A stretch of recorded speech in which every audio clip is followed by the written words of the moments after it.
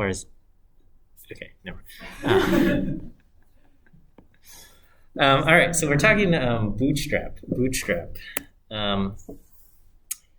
And so the idea, well, okay, on Monday we talked about randomization tests, and we said with a randomization test, we are going to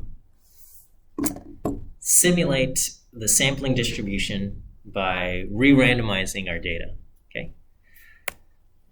With Bootstrap, we're going to generate the sampling distribution, but we're going to do something a little bit different, okay? And the sampling distribution is really kind of this key central idea behind statistical inference, because the sampling distribution is basically what could happen if the null hypothesis were true, and what kind of values for a sample can you get, right? So the sampling distribution of a statistic is the distribution of all possible values of a sample statistic from all possible random samples drawn from the population.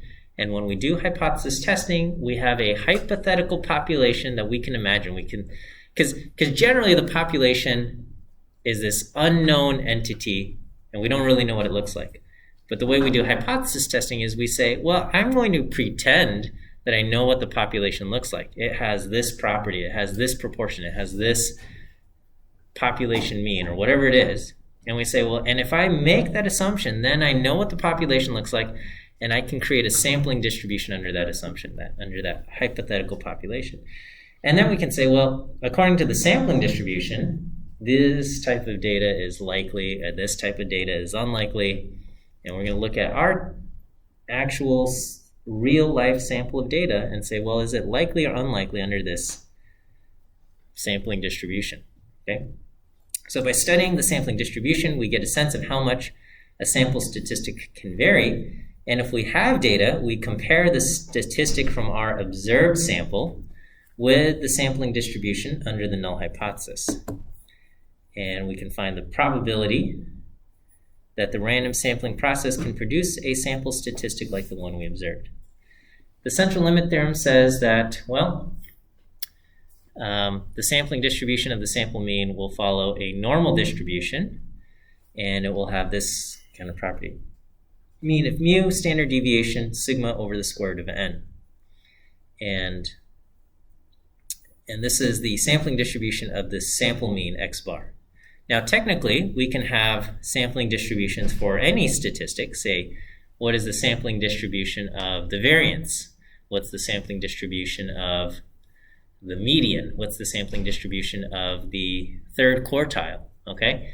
And they all have properties, but we don't really...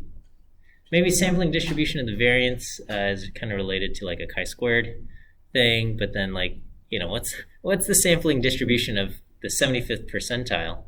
That's a little bit weirder, right? I think it's called the Gumbel distribution, but I don't even know how to use it, right? So what, you know, what do we do? What if somebody comes to you and says, hey, this sample is weird, and the reason why it's weird is because look at this 75th percentile. Doesn't it seem out of place to you? And you'd be like, well, maybe, I don't know. Right? How do we answer questions like that? Okay. So, you know, for statistics other than the mean, we may rely on our mathematical knowledge of probability distributions. But even if we don't remember which distributions to use, we can always kind of simulate the sampling distribution. We can use simulation to approximate the sampling distribution. So whenever we're going to do that, the simulations, we're always making assumptions. And that's really what statistics comes down to, is like, what assumptions are you willing to make, okay, to fill in the gaps? There's always, because the population, we can never observe directly. We can observe a sample. And so there's always an assumption. My sample looks kind of like the population. Or we're making some other kind of assumption. Maybe I'm assuming my population is normal. I'm assuming my population has these kinds of properties, things like that, okay? And so we might need to make assumptions about the population's shape, often by saying it's unimodal and symmetric, or maybe it's skewed this way or that way. Maybe we make assumptions about the mean or the standard deviation. or what kind of values appear in the population. Once you've established your assumptions, then we can run a simulation, and we can say, let me draw random values from this assumed population, and we can create a sampling distribution by drawing random values, calculating our sample statistic, and doing this a whole bunch of times. So today we're going to look at Bootstrap, and there's a couple ways. There's parametric Bootstrap and non-parametric Bootstrap. Now, traditionally, when somebody talks about Bootstrap and they don't qualify it, they're probably talking about non-parametric Bootstrap. But we'll look at parametric Bootstrap first. Okay, so parametric Bootstrap requires us that we make parametric assumptions. That's the hidden word behind this picture here, is we're going to make parametric assumptions about the population. Okay, so this side note about Bootstrap, right? So I don't know, we've heard of the phrase "pull yourself up by your bootstraps," and it's kind of now maybe that phrase is the object of scorn. That basically says somebody doesn't want to help you, right? They just tell you, pull yourself up by your bootstraps. Maybe it just comes down to, I don't feel like helping you. But it kind of describes the idea of accomplishing a task without additional case. And in the context of this thing, we're trying to get the job done without trying to gather more data, okay? Because gathering data is often, to get real-life data, it's slow, it's expensive. So if we can avoid doing that, then great. Okay. Now, I don't know where this phrase came from.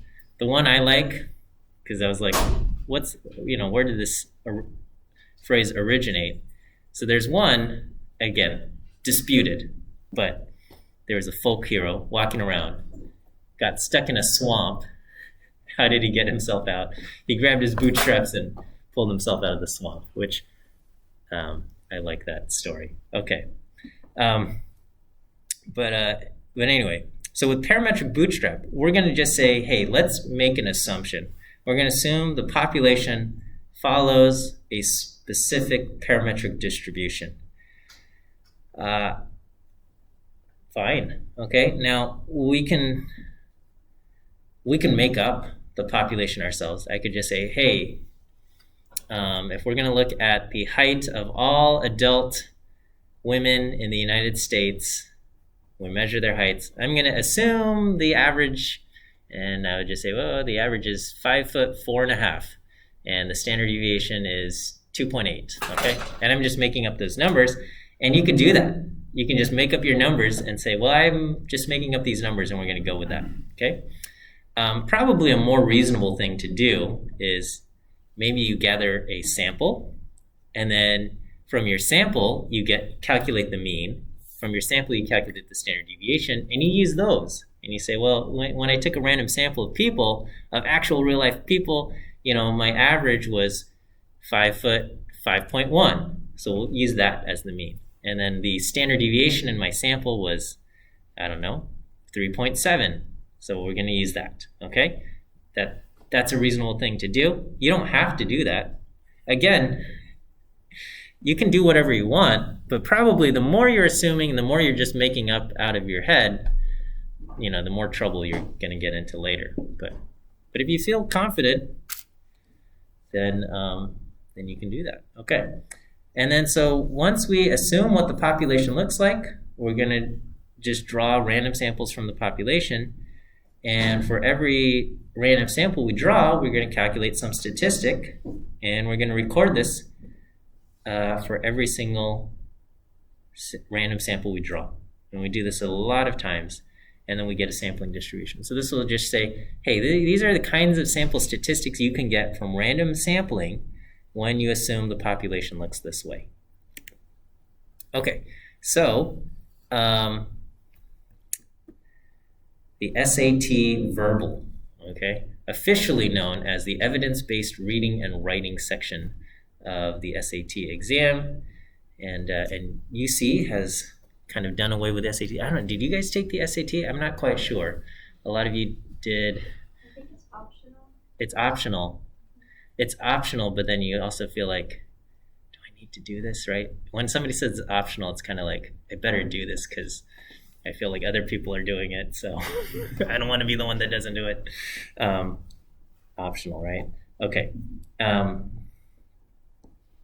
So we're going to say SAT verbal scores, they're designed to be normally distributed. When they say, standardized testing, it's kind of like standardization of the variables and the scores. So they're supposed to be normally distributed with a mean of 500, standard deviation of 100 for the general population of high school seniors. Scores have a max of 800 and a minimum of 200 and have increments of 10. So 640 is a valid score, but 638 is not. And in reality, if you look at this, the scores are not normally distributed because really only high school seniors who intend to go to college take the exam. So again, if you look at the population of SAT test takers, it's not the population of all high school seniors, and so you're going to get a mean that's a little bit higher and stuff, okay? But we're not going to worry about that. We're just going to assume scores are normally distributed with a mean of 500, standard deviation of 10. And let's say we take a random sample of 15 students. What is the sampling distribution of the sample variance? Okay, so what's the sampling distribution of the variance? So again, from 100B, what probability distribution can we use to model the sample variance of a sample of random values? Chi-squared, yep, chi-squared. Well, anyway, with how many degrees of freedom? I think 14 as well. This is off the top of my head as well, so I think you're right. But yeah. I know. It's like, oh, please don't ask me these questions, right? Okay, so but technically, it's also not a normal distribution because it's not continuous, right? So the normal distribution, you could get 638.117 as a score, but that's not possible in real life. So here we're going to just randomly sample values, 15 values from the normal distribution with a mean of 500, standard deviation of 100. We're going to use the round function to round to the nearest 10. You round to -1. And then, so that rounds it off. And then we're going to also do cutoffs because technically you could be over 800 and you could get less than 200 from the normal distribution because your bounds are negative and positive infinity. But we're going to say if it's over 800, just cap it at 800. And if it's less than 200, cap it at 200. And this is the sample of 15 values I get. And here's my variance. Okay. And then we'll try this again. And again, and again, and again. So I'm going to just say, let's do 10,000 of these things every single time. Do the same process, selecting 15 values, rounding them to the nearest 10th, truncating or cutting them off, forcing 800 and 200 to be your max and min, and then taking the variance. And then we're going to calculate the variance of your sample, and we're going to store the sample variances. Okay. And so what do we get? The minimum variance we encountered was 1,540. The maximum variance was 29,838.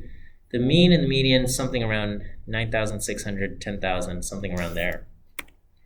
And here is your histogram of sample variances for 10,000 different random samples of size 15. Okay.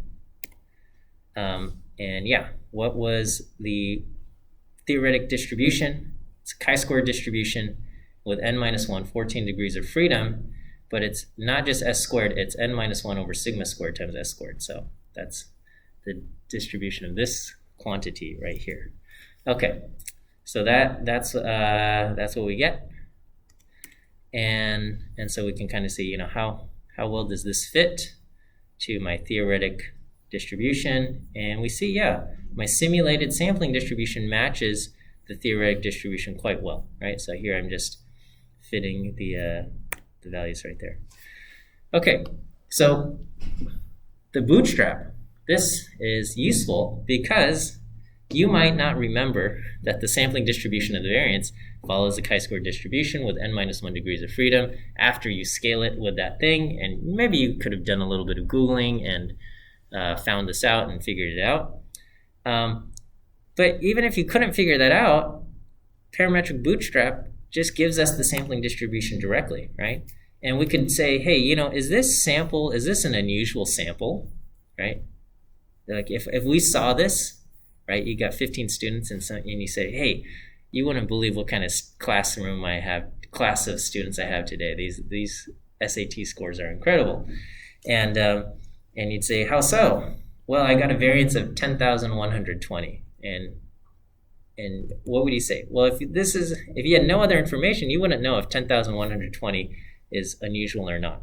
Okay? But then we'd say, okay, well, let's just see what we can get from random chance. This is my sampling distribution, and we can say, okay, well, does 10,120 stand out as unusual? And it doesn't, right? We look at this, it looks like right in the middle of our distribution. This doesn't look like an unusual thing at all, okay? Now, if we got a sample where the variance was 25,000, we go, oh yeah, you got a classroom with high variance. Or if you got a sample where your thing was, 4,000 or something, you'd say, oh yeah, that's unusually low. 10,000 though, that seems completely mundane. So, and we can estimate that just by looking at this simulated sampling distribution. We don't need to go do any kind of test for variance and stuff like that, okay?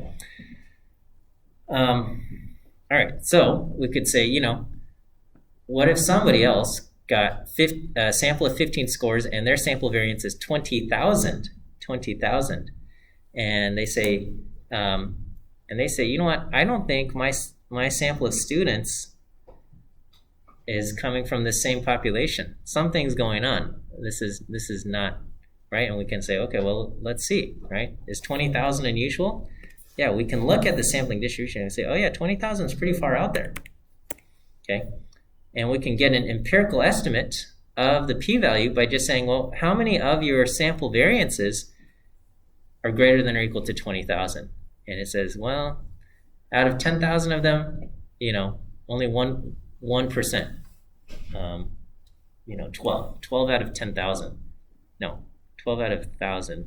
So 120 out of 10,000. Okay, 1.2% out of 10,000 ended up with variances greater than 20,000, greater than or equal to 20,000. So we would say, yeah, it could happen. It could happen if the population has a mean of 500 and standard deviation of 100. It is possible to get this sample by random chance, but it's pretty low. So we're going to conclude that we're going to reject the null hypothesis. We're going to conclude that our sample didn't come from this population. It comes from something else, and that's why I'm getting a variance of 20,000. Is that okay as far as the Bootstrap goes? So here we're just kind of simulating these things. Okay, so what if we want to do something like this, right?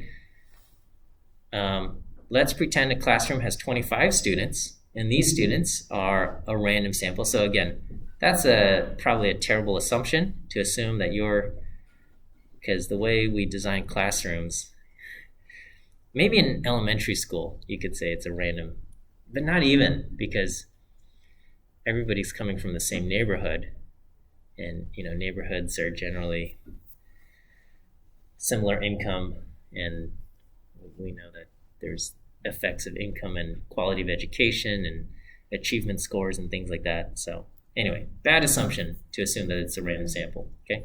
And then once you're in high school, you were probably with all of the other students that went to college, right? And not the general population, and that's just how it goes. And now that you're here at UCLA, you're here with only like the top 1%, top couple percentage points of all the student population in the country, right? So, well, anyway, but we're going to just pretend. We're going to pretend this is a random sample. And we're going to say, what's the sampling distribution of the highest score in the class? And what's the probability that the highest score in this random sample of 25 is 750 or higher?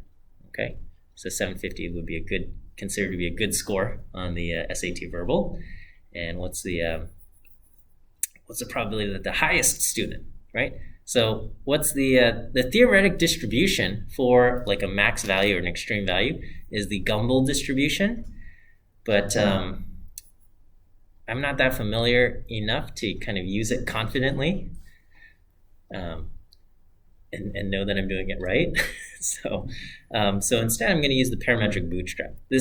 Parametric bootstrap I feel a lot more comfortable using than some theoretic distribution that I can read about and say, well, I hope I'm doing this right. Okay, parametric bootstrap, I can feel pretty good about this. So what we're going to do is we're going to just generate a whole bunch of random students, 25 students each, and then we're going to select the highest score, and we're going to see what is the distribution of the highest score. Okay, so we're going to do the same thing.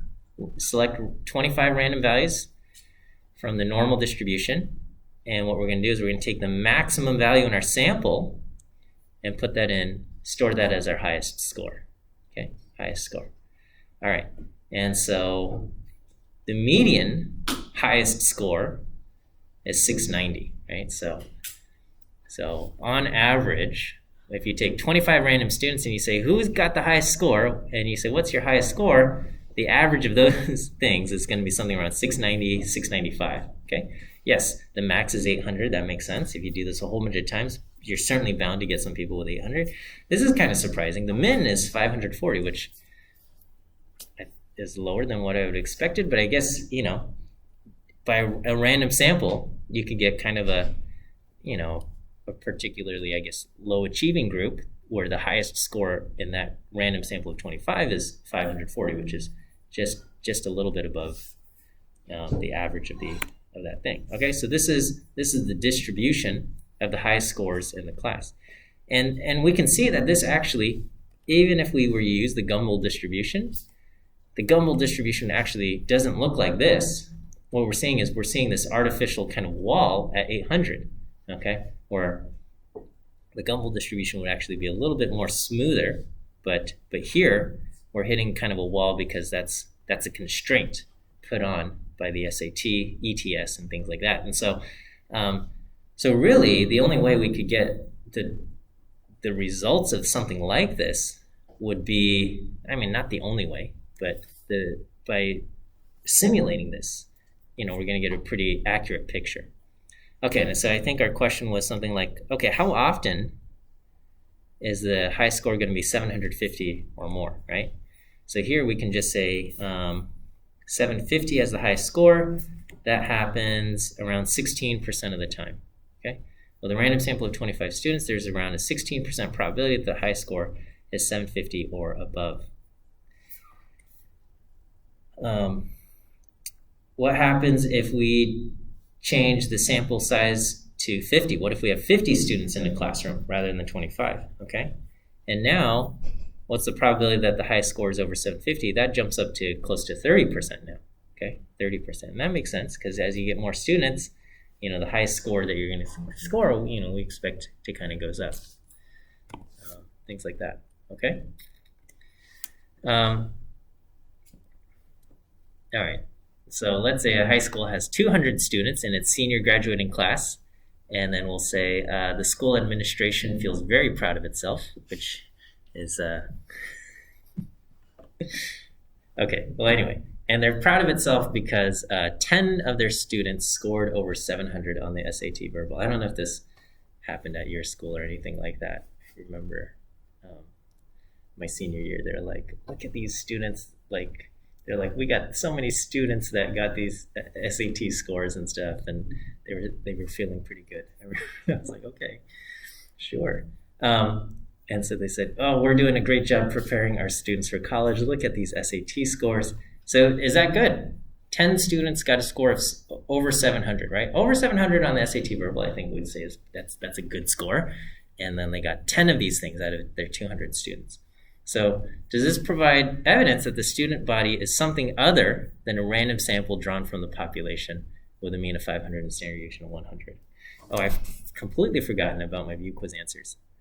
I'll go ahead and give you the first two, which are A and C. A for apple and C for cat.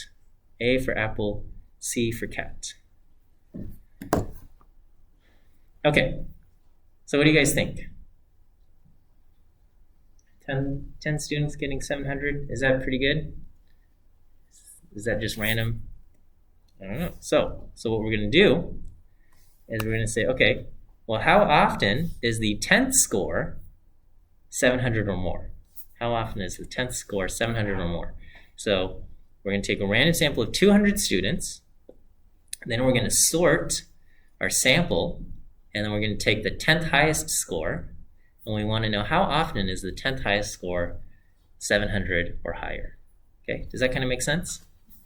So we're going to do this a whole bunch of times, and we do this 10th highest score. How often is that over 700? That happens with a probability of around 3.5%. Okay, so the simulation shows that if 200 scores were randomly drawn higher, it's unlikely for the top 10 students to all have scores of 700 or higher. So it's reasonable to conclude that the sample of students is not randomly drawn from a population with a mean of 500 and standard deviation of 100. Okay, so the school can be proud of that, but they might not be able to claim all of the credit, right? There could be a whole bunch of other factors. It may or may not have anything to do with the school. I mean, maybe the school's doing a great job. Maybe the school's like, who knows, right? There could be all sorts of things. So if you're comfortable with stating the population follows a particular parametric distribution, which, for something like for SAT scores, where it's kind of like standardized and normalized and things like that, maybe we can feel okay. But in other examples, maybe not. It may or may not be okay to assume the population follows a certain distribution. In these examples, we said the population follows a normal distribution, and that's not the only kind of distribution you can assume. You can assume that the population follows a uniform distribution, or you can assume the population follows, some other distribution. And if you're willing to make assumptions about the shape of the population and what properties it has, you can do parametric bootstrap by kind of just simulating all of these things. Yeah. In that example, we use the 10th highest score, but can we also calculate the proportion of people that got over 700 and use that? We could have said, within here we could have said what proportion got over 700, and I guess here we're saying, 10 out of 200 is what, 5%? 5%, and we're saying, okay, is it unusual for a school to end up getting, 5% over 700 and something like that? Is one better than the other, like the statistic? No, they would have completely different sampling distributions, and the results would end up being the same. Or you would end up with comparable p-values that way. Yeah. Okay, so that's parametric bootstrap. And the other topic is non-parametric bootstrap. And I think this is generally what people have in mind when they just talk about bootstrap. If they talk about doing bootstrap resampling, they're probably doing non-parametric bootstrap. So non-parametric bootstrap does not make any kind of parametric assumptions about the population. So in the previous slides, we said the population follows this distribution. It's a normal distribution with mean 500, standard deviation 100. Or if you had a different example, you're going to assume it's a uniform distribution with numbers, 1 through 38, or something else.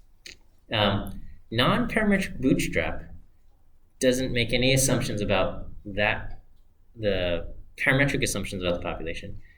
The assumption that non-parametric bootstrap says is that because our sample has been randomly drawn from the population, so that's the biggest assumption. We're going to say our sample is randomly drawn from the population, we can expect it to be representative of the population. Okay, we have our sample. It's randomly drawn from the population. We're going to expect it to be representative of the population.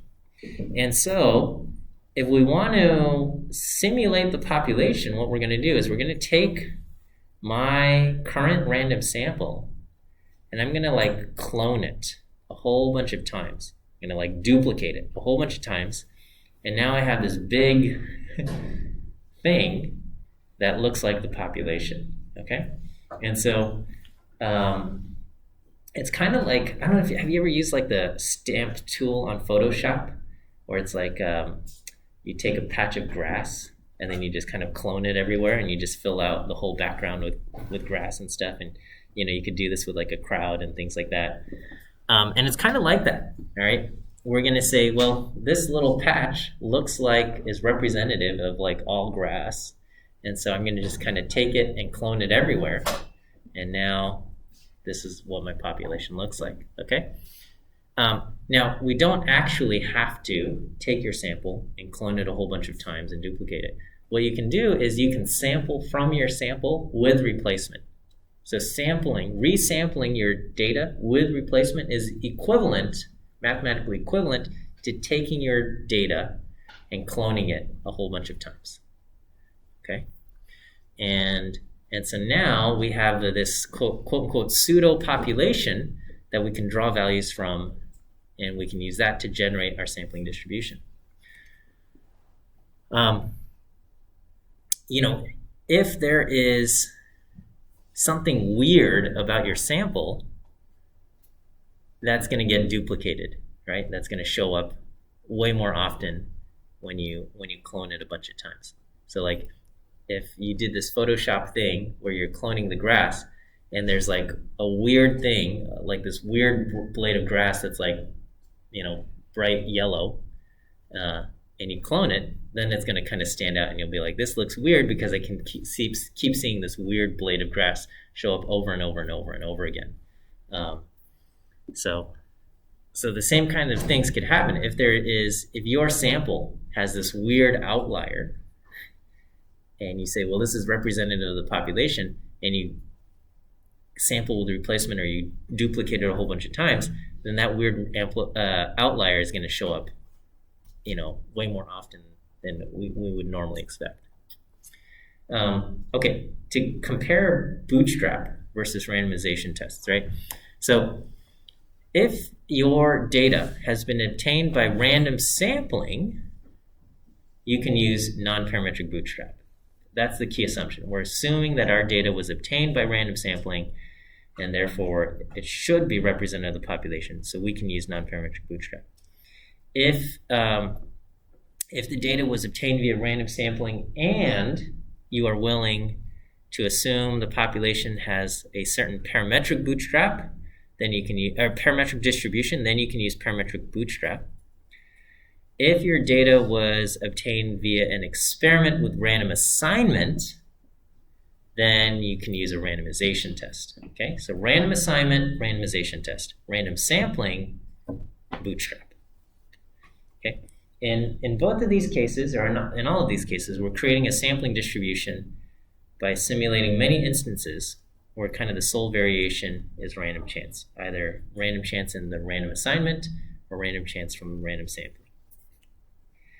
Okay, so here is an example where we cannot use, there's no random assignment, there's no exchangeability, but we're going to assume that our sample of data is representative of the population. And this comes straight from our textbook. There's a textbook called, I don't remember what it's called, but it's by this author Ziefler, and it says, the Center for Immigration Studies at the U.S. Census Bureau has reported that despite shifts in the ethnic makeup of the immigrant population, Latin America, and Mexico specifically, remains the country's greatest source of immigrants.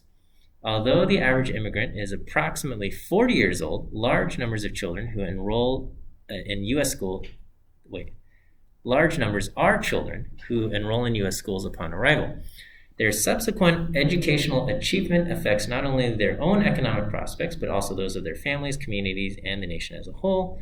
And Stamps and Bohan, back in 2006, studied the educational achievement of Latino immigrants by examining a random sample of the 2000 census, and a subset is provided in this document, CSV file. one interesting research question that emerged is whether there's a link between where the immigrants originated and their subsequent educational achievement. Specifically, is there a difference in the educational achievement of immigrants from Mexico and that of immigrants from other Latin American countries? So we're going to look at all of these kind of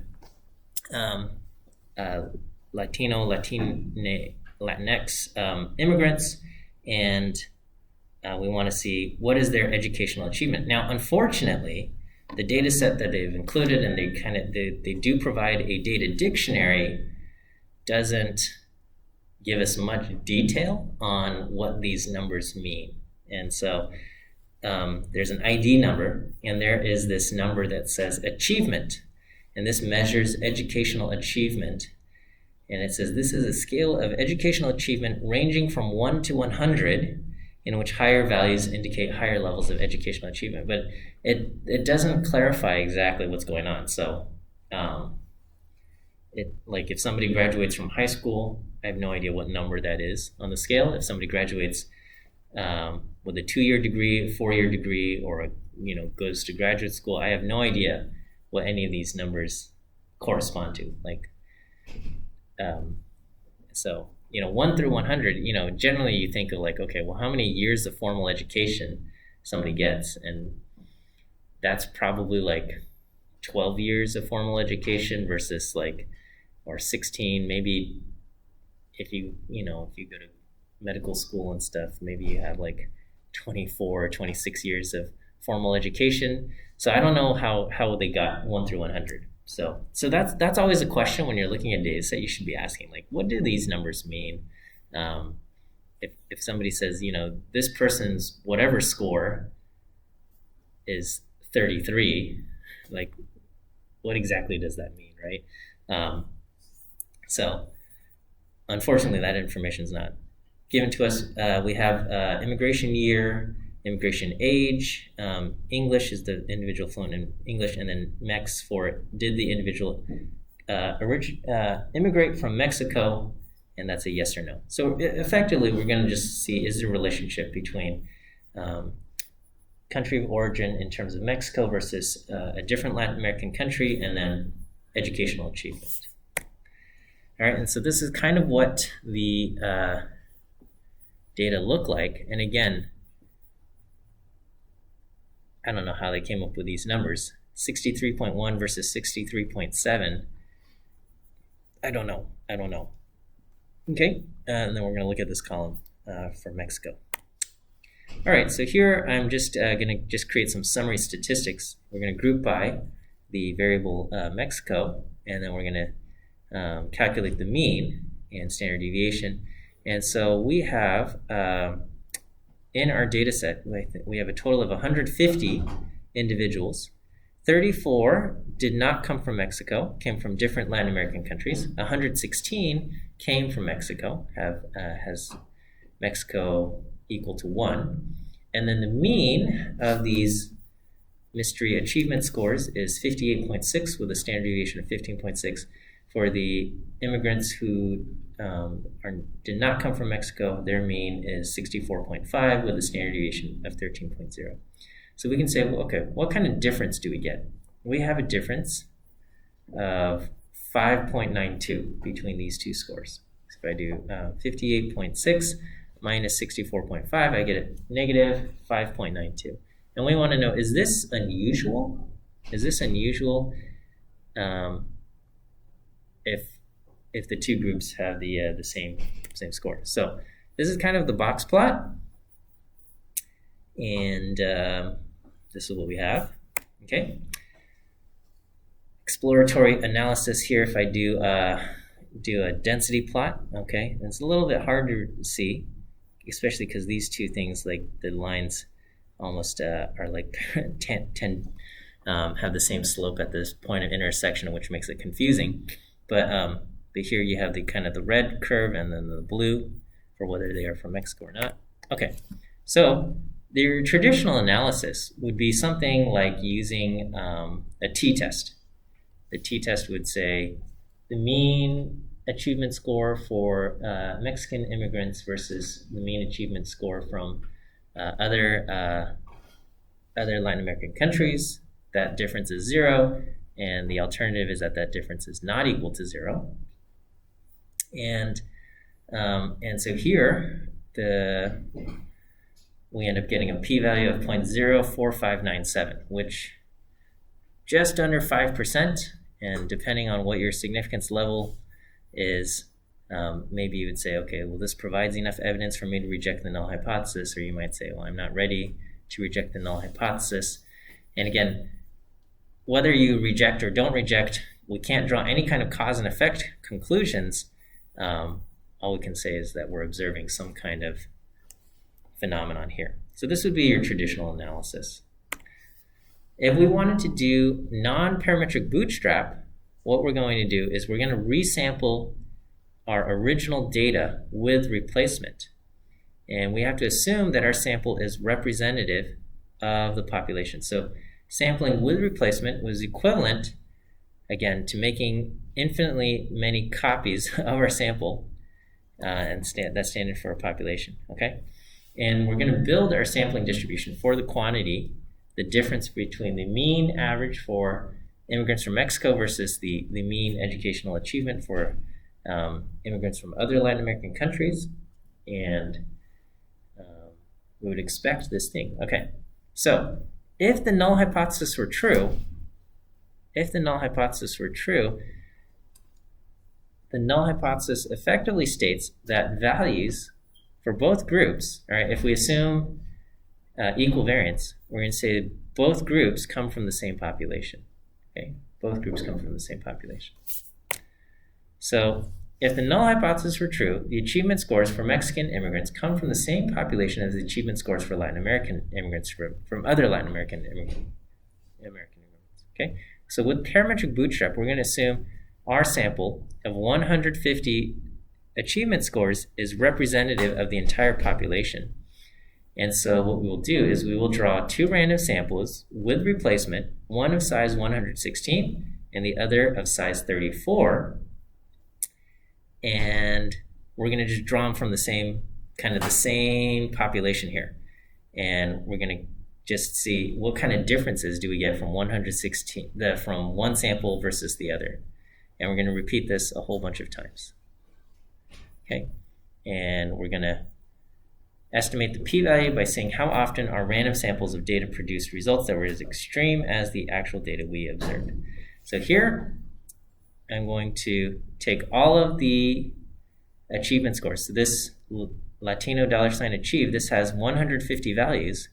We're going to draw 116 values from the population of 150 values that have been duplicated infinitely many times.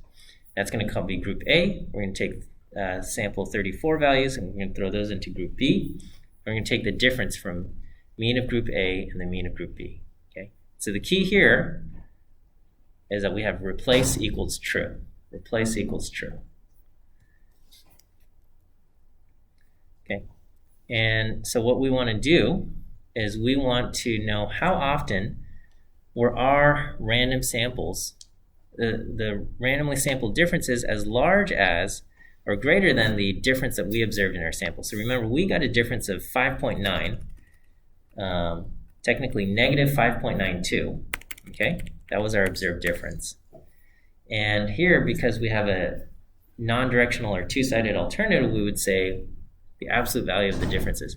Now, if I just did, okay, absolute value of the differences greater than the observed difference, this is going to be a logical vector of trues and falses. This is going to be true for everything because my observed difference was negative. Okay? So if your observed difference is negative, you can't just say greater than this because everything's going to be greater than that, the absolute value. So what I have to do is I have to say the absolute value of the differences, how often are they greater than the absolute value of my observed differences? And it says this happened around 4.6% of the time. 4.6% of the time. Which is comparable to what I got when I did the t-test. With the t-test, I got 0.04597, and here I'm getting a result of 0.0465. So something very comparable. And again, depends on what our significance level is for what kind of conclusion. So we get an estimated p-value of 0.0465. And that's that. Okay. What if we wanted to do parametric bootstrap? Let me go ahead and give you your last view quiz answer. Last view quiz answer is E. E as an elephant. E as an elephant is your last view quiz answer. So that's non-parametric bootstrap. We're just resampling from our sample with the replacement. With parametric bootstrap, what would we do? Okay. Well, we would say both groups are coming from the same population, and what kind of, how often do two randomly samples have a difference of 5.9 if they come from the same distribution? So,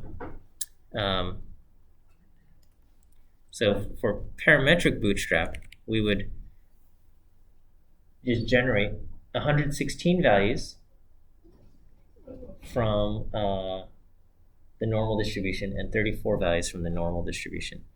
And what values do we use for the mean and standard deviation? We're going to just use the mean for all 150 people, all grouped together in one population. And we're going to take the standard deviation for all 150 people grouped together in one population. And we're going to just say, okay, what kind of differences can we get between group A and group B?